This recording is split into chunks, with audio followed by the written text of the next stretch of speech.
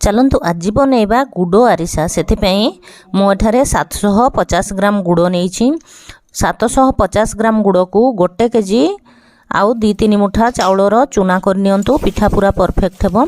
मु एटा संध्या बेले चूना करथिली ताको भलो की घोड़े की रखिथिली। गोटे हांडी बसई की मु सेथिरे गोटे कप पानी दे देउछि। सेथिरे गुड़ पकेबा।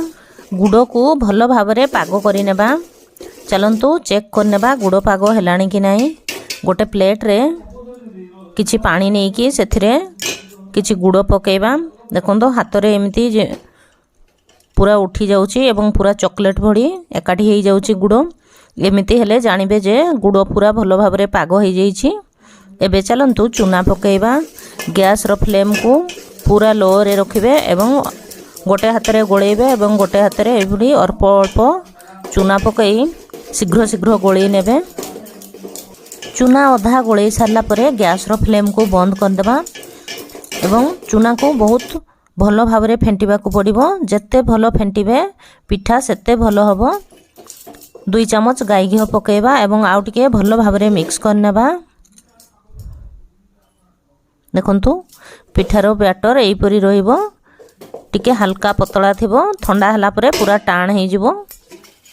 ताकू 5 मिनिट रेस्ट पई छाड़ देबा। टिके हल्का ठंडा हे गला परे एबे हमें पिठा गढिबा। मु एठी गोटिए तेल पैकेट को काटी की नेछि।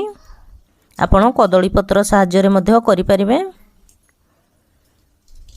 आपणक पसंद अनुसार आपण छोट बड़ पिठा गढ़ी पारिबे। जेतिकी बड़ पिठा गढ़िबे सेही अनुसार बैटर आनी की पॉलिथिन उपरे रखी देबे। निजे निजे आपे आपे साइज हे जिवो। सेथिरे किछि राशि पकेइबा। एपटे मु तेल गरम कर नेछि। एबे पिठा को पकेइबा। तेल पूरा भलो भाबरे गरम हेइथबा दरकार। पिठा को एबे ओल्टेइ नेबा। आ पिठा न फुलिबा आगरु जमारू जाली चटू मारिबेनी। पिठा फुली गला परे संग संग ओल्टेइ देबे एवं पिठा हेइ गलानी। एबे ताकू बाहर करनेबा। देखंतु एई परी गोटिए जाली चटू रे रखी की आउ गोटिए ता ऊपरे एपरी चापी देबे। जहा तेल थिबो सेथिरु सबु निगडी जिवो। आउ बेसी तेल रहिबोनी पिठारे। गोटिए पिठा हमरो हेइ गला।